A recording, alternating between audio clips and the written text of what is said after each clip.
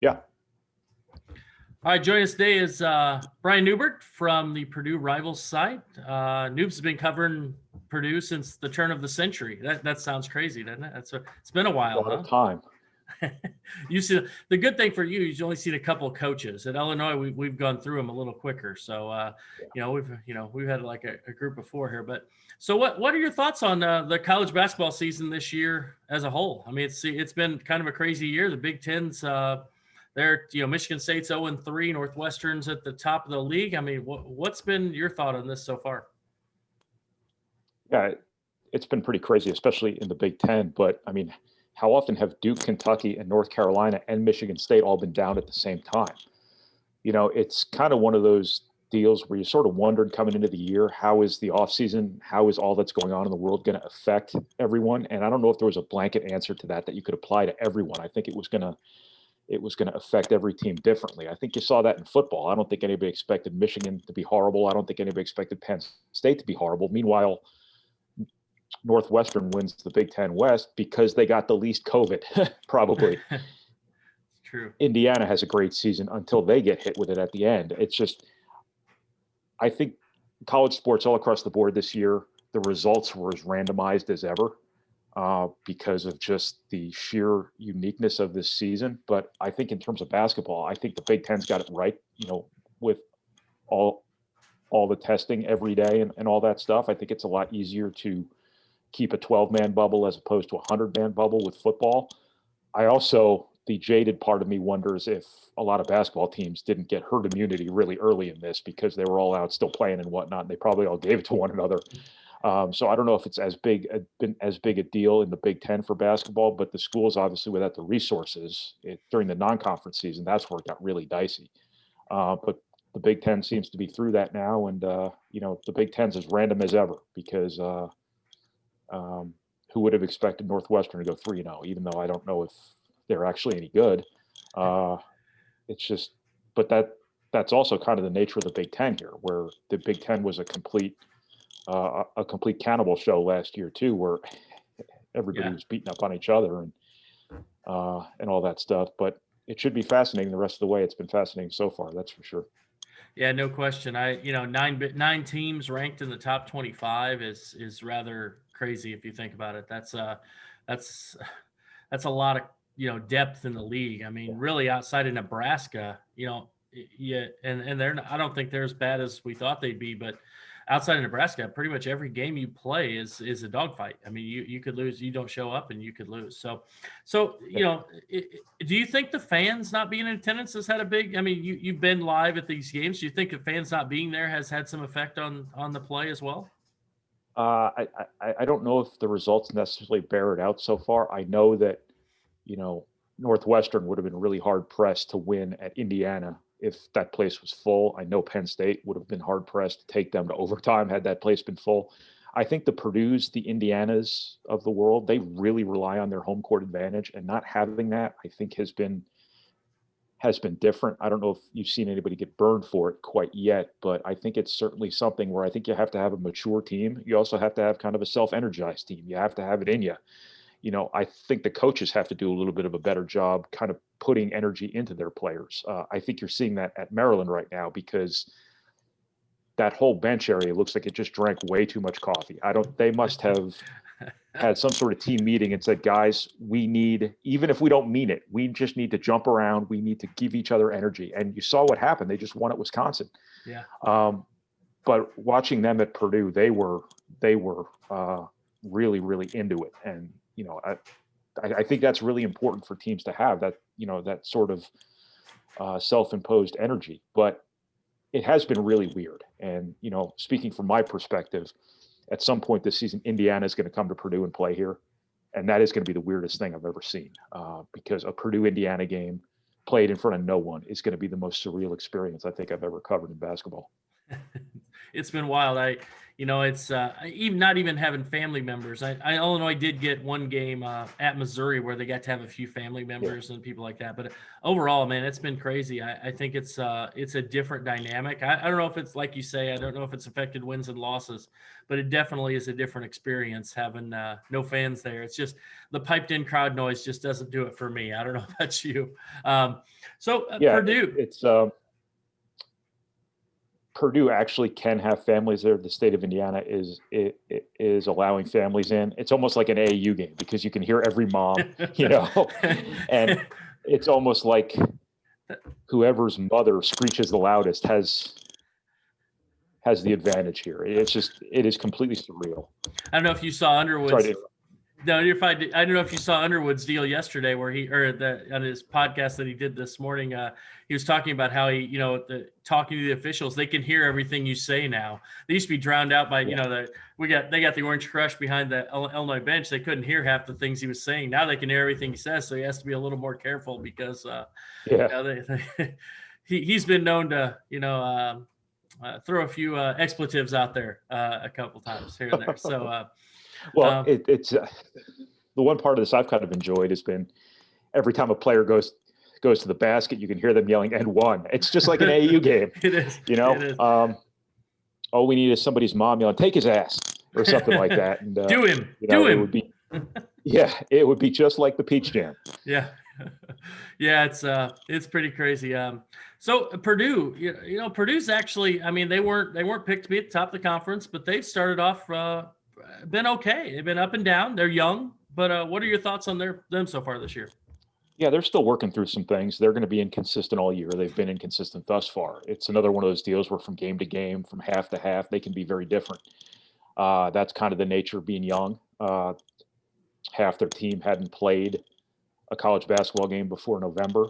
They had a couple of really key injuries early in the season, so they haven't really been whole for more than a couple of games now. Eric Hunter was out early in the year. Jaden Ivey was out for, I think, 5 games. So they're just kind of getting things together now, but they've got a lot to overcome here. They've got a lot of inexperience to overcome. They're not very good on defense. I think that consistency, again, remains an issue. They've got to not turn the ball over because, they're a team that has enough defensive limitations where their best defense has to be a good offense. And, when you are as young as they are, counting on pristine execution all the time, and a lack of mistakes is, a lot to expect. But they've certainly got a lot of promise. Their junior class is good. Eric Hunter's a good player. Sasha Stefanovich is a good player. Travion Williams can be a really good player. I don't know if he's where they want him quite yet, but he's getting closer and closer. The freshmen are all really good. All of their young guys, I think, are going to be good players. They've done some pretty good things now. But I think they're all collectively only kind of scratching the surface of where they can be. So this is going to be a process for Purdue. They had a lot to fix from last season. They lost their 2 most experienced guys. There was some addition by subtraction there, but there is some subtraction there too. But this is going to be a process. And I think whatever you do this year, can set you up for next year when they should be, pretty salty. Yeah, I would agree with you. I think they're young, and would you agree they're just inconsistent? They're going to have days when they're going to beat some people maybe they shouldn't beat, and then they're probably going to lose some games they shouldn't lose just because of that youth and inexperience. Yeah. They played at Miami in the Big Ten ACC Challenge. They dominated the first half, and they completely fell apart in the second half. And they lost to a mediocre team that didn't have its best player and the only player on its team who can score. It was completely befuddling from their perspective, and very similar to a game they lost at Marquette the year before. So that was kind of a troubling sign early, but also a reflection of the reality of the fact that, when you're breaking in this many new guys and you're expecting the returnees from last year to be something much more than they were last year, there's going to be a process involved there. There's going to be some inconsistency, and that's kind of exactly what has happened. So is there something like when you've watched them play this year, and I'm sure you've seen every game, is there something like a key you can tell early in that first 4 minutes, 6 minutes, like, all right, this is going to be a good night, or this is not going to be a good night, or this is a key? What do you look for? Yeah, they can't turn the ball over. I mean, their success this season is directly correlated to turning the ball over. And I say that after they lost at Rutgers, turning the ball over only 8 times, and they still lost, but they were right there at the end. That game came down to the final couple minutes. But that's been the biggest thing for them thus far, has been turnovers, keeping people out of transition, making sure that they're giving themselves their best chance defensively to be set up, because they have to overcome a bunch of stuff on defense. And when it's easy on the offense, then it, Purdue's margin for error shrinks even more. But also, they're a pretty good offensive team when they have the ball, and they just have to maximize their opportunities on offense and maximize their opportunities to actually give themselves a chance on defense with turnovers. That's been the biggest thing so far. But it's quickly getting passed up by kind of defensive issues. Purdue really struggles to just guard a simple high ball screen. Purdue struggles to guard the corner, the three-pointer from the corner, because they're so intent to protect the lane, to close down on ball handlers and whatnot. So they have some real stuff they need to clean up here from a defensive perspective. They've got some experience limitations there. They've got some physical limitations there, but they simply have to get better defensively. Well, I have I'll be honest, and I'm sure you do too. Matt Painter, I think, is one of the best coaches in college basketball when it comes to, teaching defense and just coaching in general. I think he does a fantastic job. So I think they'll clean it up as the year goes on. I guess the days of the Purdue, thinking of them as being that grinded out team are a little different now. They're going to have to outscore you. They kind of fit in. Of course, Illinois. A lot over the years. Yeah. And Iowa is kind of the opposite. They're like Purdue is now. They got to score to win. They don't defend very well. Illinois has struggled a little bit defensively. I mean, but they're scoring at a really high rate. The other day, Indiana did a good job on them, but they overcame it. So Purdue and Illinois play on Saturday.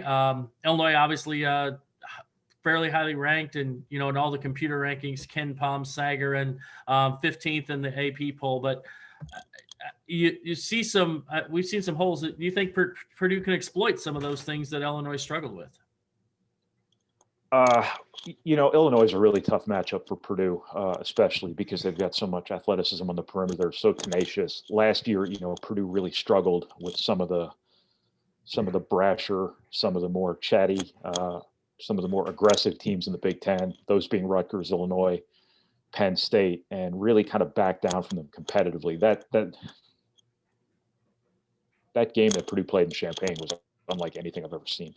Kofi Coburn got right between their ears from the jump, and they just completely backed down competitively. I think Purdue's a little bit better that way this year, but I do think there are some real matchup difficulties here with Kofi on the inside, against their bigs, because he's so big and so physical and such a force on the offensive glass. And then on the perimeter, obviously you got a couple killers back there with Ayo and Frazier, and now Adam Miller. Those guys are athletic. Those guys are tough. That can give Purdue problems at times. Purdue, again, is really struggling just to guard a high ball screen, just a simple high ball screen. Purdue's really, really struggling with that. That can be a real problem for them with Ayo if they don't tighten that up real quick. So it is a really tough matchup for Purdue, but they're going to have to show that they are willing to compete much better than they did against Illinois, first and foremost, or else nothing else will matter. Yeah, and obviously those 2 games last year were tough. One game, Trent Frazier goes nuts, and the other game Purdue really struggled to put the ball in the basket. So yeah, I think that obviously if that happens again, that it's gonna be a long day for Purdue. But I do think this Purdue team's a little bit different in their ability to put points on the board. I mean, and so you can hang around sometimes. When their team gets hot, you can hang with them a little bit and don't get yourself out of range. So what's Matt Painter? What's his take on this team? I mean, obviously this isn't the way he probably wants to do things. He doesn't want to rely on offense. He'd like to be better defensively. What's his take so far? Yeah, he obviously, it kills him every time his team struggles defensively. Obviously that's his head has made him into, perhaps running more of an offensive program these days, but his heart still lies on defense. And finding a balance this year has been tough. Now, Purdue had a couple guys last year, Nojel Eastern and Matt Harms, who were good defensive players. They weren't the best offensive players. There was some drama surrounding both of them sometimes. So there are some things Purdue doesn't miss about those guys, but they also covered up some stuff from a defensive perspective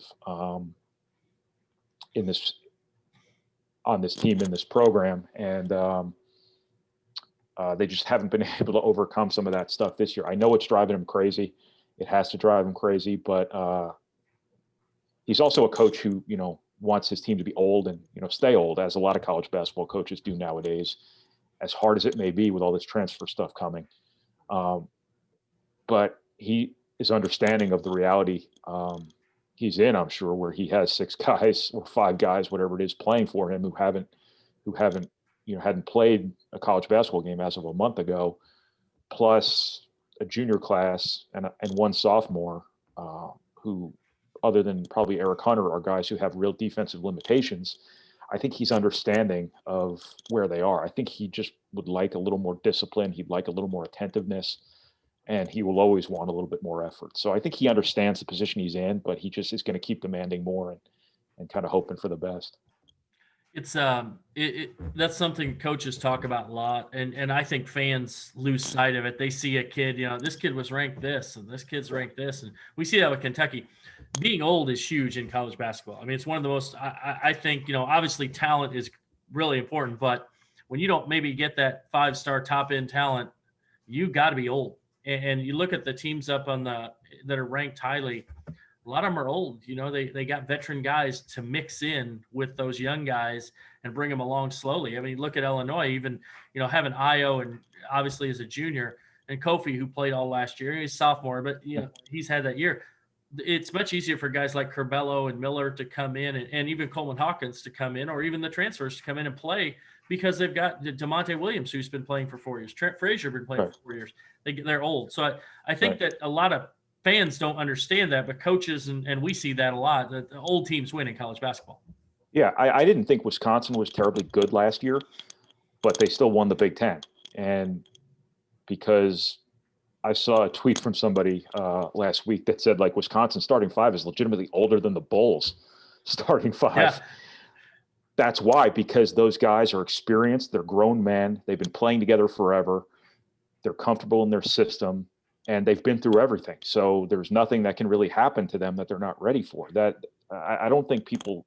You're right. People don't understand that. People don't understand that just because Christian Lander at Indiana was a 5-star recruit, that he's going to come in a year early and he's going to hit the ground running. I always like to say that all that recruiting stuff resets as soon as they set foot on campus. They're all the same after that. That's not necessarily true. Obviously, some guys are more talented than others, but you just don't know how guys are going to handle things. Purdue has the 2 best freshman guards they've signed in a single class this year in Jaden Ivey and Ethan Morton. Ethan Morton gets here, gets mono right away, misses the whole preseason. Jaden Ivey hurts his foot, misses 5 games. On top of a pandemic offseason. So just kind of looking at recruiting rankings or whatever tells you like a fraction of the story about what a player is going to do, because you don't know the circumstances. You don't know how they're going to adjust to a system. You don't know how they're going to adjust to structure. You don't know if they're going to like their teammates or their teammates are going to like them. You don't know if they're going to bring girl problems with them to campus. You just have no idea. Yeah, it's different. Obviously, it's tough. So speaking of recruiting, you have had an opportunity. Illinois signed 1 kid in the fall, Luke Goody from Fort Wayne, and you've seen him a lot because Purdue has a 2022 commitment who is on the same team, and those guys are obviously a pretty good duo. I think they're undefeated. They're 10-0 as the last time I checked her, and the Purdue lawyer scored 50 the other night, which is set a school record. That's pretty good day. But not bad for 32 minutes with no shot clock. Yeah, yeah, it's not bad. Give us a little insight into Luke Goody. You've seen him a lot. Yeah, I've watched Luke Goody play for years because he came up on all the same AU teams on some other guys I was covering, and I always really liked him. I think he's a tough kid. I think he's a smart kid. I think he can really shoot. He's got a smooth stroke, but he's got great size to him too. I'm curious to see what he'll be able to do off the dribble in the Big Ten, kind of things like that. But he's getting bigger every time I see him. He's like all of like 6'6", 6'7" now, but he's starting to fill out a little bit. He's looking like a forward. And I saw him post up a little bit when they beat Cathedral in Brownsburg a couple of weeks ago. He's using his body really well, but he's just a really confident player, really tough player, really smart player. And he can shoot the hell out of the ball. He's going to be, I don't know if he's ever going to be like a star, like an alpha in the Big Ten, but I think he's going to be a really, really nice piece. And I think he's a coachable kid who'll do everything you want him to do. I think he's a competitor, and I think he fits the Big Ten really well. Yeah, I think that's one thing when I talk to the Illinois coaches, they're very excited because he's a kid, he's a football player, and two, he was a football player. He's a competitive kid. He's not afraid to back down. In the Big Ten, you got to be tough. I mean, it's a league that has you have to have a lot of toughness to play in, and so they're excited about that. And obviously, guys who make shots are huge. I mean, No doubt, at the end of the day, if you can make a shot, we can find a spot for you if you can defend a little bit. So. Yeah, I appreciate that. And obviously you've had a chance to watch him a lot and, covering Purdue and being over there. So thanks for that insight. So back to our game, we got a game on Saturday. It's the day after New Year's. Hopefully, Illinois played the day after Christmas. And so they kind of started out slow. Maybe that was the Christmas hangover. I don't know, but hopefully they won't have a New Year's hangover. But what are your expectations for Saturday? What's your prediction? I don't know if Purdue's ready to win games like this, to be honest with you. I think they took a step forward with what they did at Rutgers, but you were still down 15 in the first half. I just think Purdue hasn't necessarily played its best game on the road yet. I don't know if they've played their best game, period. Again, we talked earlier about consistency and, things like that. That's always kind of hovering over their head, but also the fact that, Illinois is going to go right at them. And I still want to see how they respond to that sort of thing. From a toughness perspective, from a physicality perspective, everything like that. Purdue is better with that stuff this year than they were last year. Ohio State last year took Purdue out of everything they wanted to do offensively by pushing their guards around, grabbing their guards, things like that. And Purdue looked like a very different team executing offensively against Ohio State. I think they've made real progress there, but still, I want to see Travion Williams play really well against Kofi Coburn. I want to see Purdue be able to, stop Iowa on a ball screen every now and then, which, they weren't able to do with Geo Baker or Jacob Young the other night. There's just a lot of stuff here that, Purdue's going to have to overcome. I do think, I don't know how unbeatable Illinois is. I've always kind of wondered about consistency with them a little bit. But I do think on this particular day, Purdue is going to have a lot to overcome. And I don't know if they're ready from a maturity and experience perspective to go through an opponent like this on their home floor. Okay, well, that's good. Yeah, I think, most people would expect Illinois to win in this matchup, but I do think Purdue has that puncher's chance. They get hot. I saw the other day, it's the end of the first half, and they just the guard went nuts, hitting threes, hit like three in a row, and Thompson went nuts, and so you have a day like that, then you never know, you can pull that upset, but so it's gonna be fun. So Purdue has to make sure they keep the turnovers to a minimum and that they have to make threes. And it's a small sample size thus far with only 3 road games, but Purdue's not shot terribly well on the road. So those are obviously things that are kind of non-negotiables here. Yep. All right. Well, hey, thanks, man. I appreciate you coming on. We'll see you on Saturday. I assume you're gonna be over at the State Farm Center on Saturday. I will be there. And we'll stay 6 feet apart, and please do. I will have my hand sanitizer. There we go. We can talk. We'll wear a mask and talk. So, all right, man. Hey, I appreciate it. Thanks for coming on, Brian. No problem, Brad. Thanks for having me.